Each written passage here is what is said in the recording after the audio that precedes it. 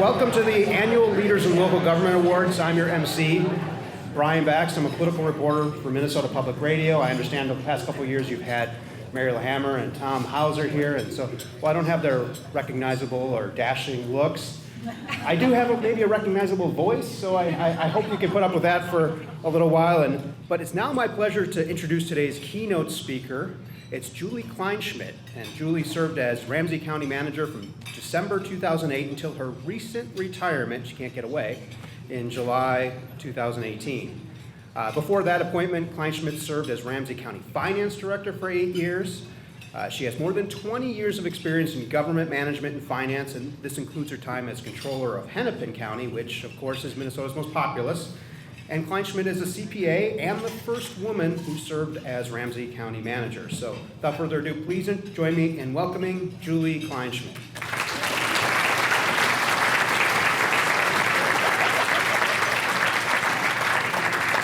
Well, good afternoon. House TV, really?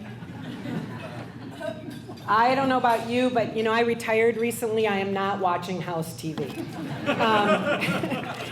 I am so honored to be here to celebrate you, our East Metro local government leaders.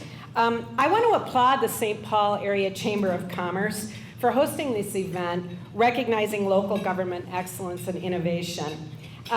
So today, just for today, let's put aside our militant Minnesota modesty and acknowledge the truly great work that the people in this room do every day, big and small, for our community. This subject is close to my heart. I worked at the county level of government for more than 30 years. That bio is just a little outdated. And prior to that, I worked in the private sector in a local CPA firm. And since retiring a little over a month ago, I've had some time to reflect on my career in both the private and the public sector, Ramsey and the county to the west that shall go unnamed. Although that was my favorite title of all time, who wouldn't want to be a controller, right? I didn't control as much as I would have liked, however. Retired a little while ago. A couple people have said, so how's it going? I don't know yet. I'm still getting my feet on the ground. Or as my 4-year-old granddaughter excitedly told the neighbor, she announced in glee, my Nana is too tired, so now she can play with me. I am more tired since playing with her. To be a little bit serious, what I know for certain in my reflections is that the public sector is vital to economic growth, health, and safety. And that partnerships, collaborations with the private and the nonprofit sectors and the government sector matter. My dad had a poster all the while that I was growing up in his office, and it said, no one of us is as smart as all of us. I've been in government long enough to know that your effectiveness in government determines whether your city, your economic development authority, your port authority, your library or police department, any agency, your leadership determines whether it meets its obligation to the public. And I know, in my reflection, people are thirsty for quality government. Yeah, I look at Twitter a little too much. They want to be reminded that theirs is a government by the people and for the people, a government that works for everyone. They want leaders like you who stand up and make our government stand out. I am really honored and somewhat humbled to be in this group of leaders. You're the people who see possibilities. You're the people that see what could be. I look around this room and I've read all the projects and the award winners, and I realize you guys don't see problems. You see puzzles to be solved. I bet everybody in this room can remember the moment you decided to go into public service. I wouldn't trade one day for the opportunities and for the rewards that come from that service. Well, maybe a couple of truth and taxation hearings. I might trade a couple of those. But we each have different stories about how we got into public service.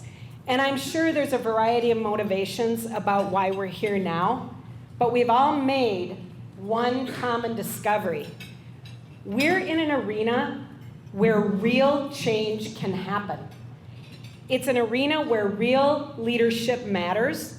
It's an arena where one good idea can touch the lives of all million-plus residents in the East Metro.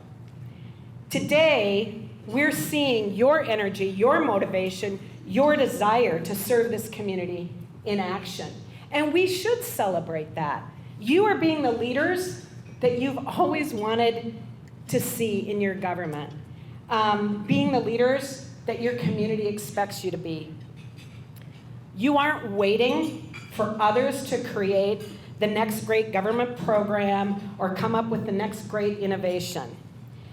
Whether you're an elected official determining the direction we go in, or a career civil servant actually getting us there, you set the tone for hundreds of employees who look to you for guidance and inspiration. I hope you will always remember the spirit of service that brought you here in the first place. So, my musings. What do I love about government work? A good idea can come from anywhere.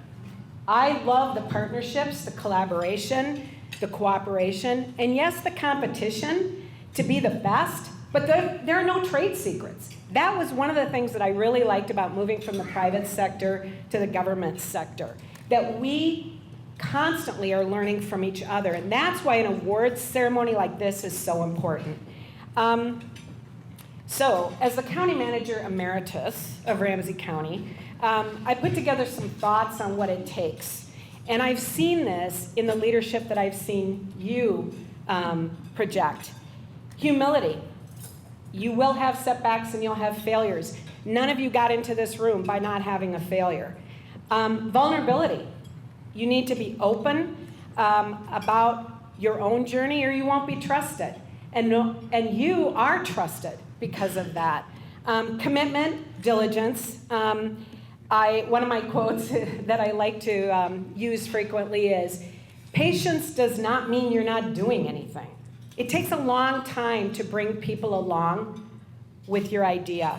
Courage, or in the case of myself, naivete. What could possibly go wrong? Support and encouragement of others. And I encourage you to encourage each other. You know, it's really the same leadership skills that you all use every day. Pushing people as far as they can go without pushing them right off the ledge. And constantly adjusting. We make mistakes, and it's really helpful to share in a group like this how really smart, committed people can fumble and recover. Not that I have any personal stories like that. You are the key to whether we do a good job for our community. No pressure there.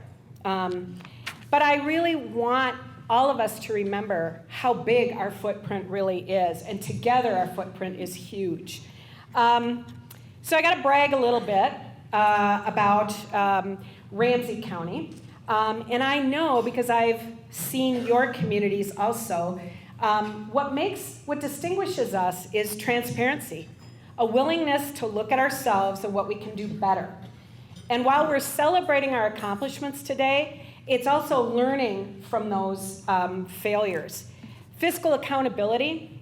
The people in this room never forget how hard people work to pay the taxes that pay our salaries.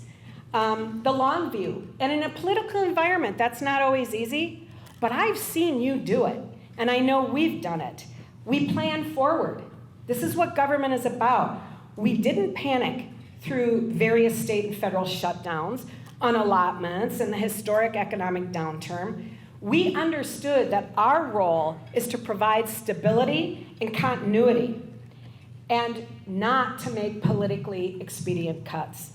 It's how we react in a crisis, whether it's an immediate crisis today or a looming crisis. Our regional leadership, Bea talked about the idea that how many chambers, did she say 17 chambers are here? I think she took off early, she didn't want to hear this. And also taking on the biggest challenges with the biggest payoff. In Ramsey County's case, taking the largest Superfund site in the state and cleaning it up for rehabilitation. So, one thing that I'm also proud of in our community is the respectful civil discourse of our elected leaders. And facing racial inequities head on, taking an honest look at the disparities in our community, engaging authentically with our community. A good idea can come from anywhere, and we know that by listening to our employees, listening to our residents, listening to our business community, we can improve. So as I think about the partnership between business and community, I do think about our Rice Creek Commons, AKA TCAP, and the push to make it an inclusive, welcoming, and economically thriving place for all. As a county in which 1 out of 6 residents are foreign-born, Ramsey County is working on a partnership with the community to inform residents of their rights, connecting them to services and opportunities through trusted community partners. This is one of those cases where the county cannot do it by themselves. We make progress working with our partners and being a welcoming place that recognizes the important role that immigrants play and have always played in building our community. You won't be surprised that I was first sold on the equity work, which I'm very excited to know that St. Paul Area Chamber of Commerce is leading that conversation about ensuring that our economy is one that works for all. This is near and dear to my heart. Ramsey County is the most racially and ethnically diverse county in Minnesota. 35% of our residents are people of color. More than 130 languages or dialects are spoken in Ramsey County. We're the smallest county geographically in the state, yet we have the region's largest contiguous area of concentrated poverty, where 50% or more of residents are people of color. 24% of our families live in poverty. If we're going to prosper as a community, we cannot afford to leave a huge percentage of our residents behind. So I really want to applaud the St. Paul Area Chamber of Commerce. This is vital to our economy. We can create a welcoming and inclusive ecosystem. This one was, you won't be surprised to hear that I first got onto the equity work because of the business case. This is our workforce. This is our future workforce. And as a retired person, that's very important to me. Hennepin County, oh my gosh, I said it out loud. I do call that my graduate school work, though. We're also working on the public sector and career pathways work, working with nonprofits, community-based organizations, other public sector partners to train our community to create key pathways into government positions, such as 911 telecommunications, dispatcher, financial assistance worker, account clerk, building maintenance and assessing. Many of you are connected to the Greater Metropolitan Workforce Council, working with business, philanthropy, nonprofit, and other public sector partners to address something key to all of us, and that is that labor shortage in financial services, construction, healthcare, information technology, and I could go on. This is about meeting the needs of employers to succeed and grow. So let me wind up a little bit here with a thank you. Thank you for the work that you do every day. Leadership is critical no matter what seat you're in. It's exciting to see our I'll call you our interns, our apprentices. You can lead from whatever seat you're in. Wherever you are, whatever your role, no matter where you are, your voice does matter. Thank you for what you bring to this community every day. Thank you for the time that you took to come here and reflect and celebrate your colleagues. Success is in the doing. It's not always in the outcome because it's a pathway. I'm going to quote Winston Churchill here because it's always good to quote Winston Churchill as a finale. Success is not final. Failure is not fatal. It is the courage to continue that counts. I urge you to continue. Thank you.